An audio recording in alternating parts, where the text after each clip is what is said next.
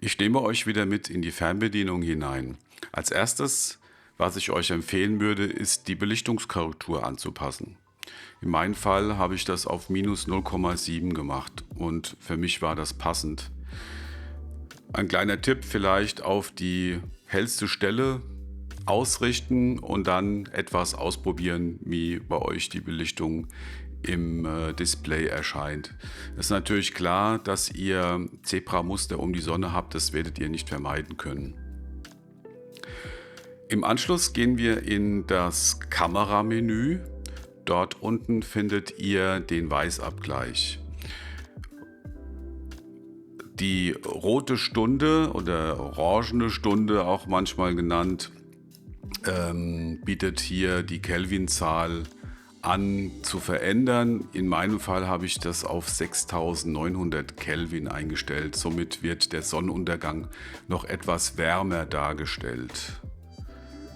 Ich gehe jetzt in das Wegpunkte-Menü und rufe über das Symbol Wegpunkte meine eingespeicherten Wegpunkte ab. So, jetzt kann ich die Wegpunkte abrufen und kann im Anschluss auf Aufnahme klicken und dann im Prinzip die einzelnen Wegpunkte durch die Drohne anfliegen lassen. Ihr werdet jetzt gleich sehen, wie die Wegpunkte durch die Drohne abgeflogen werden. Viel Spaß dabei!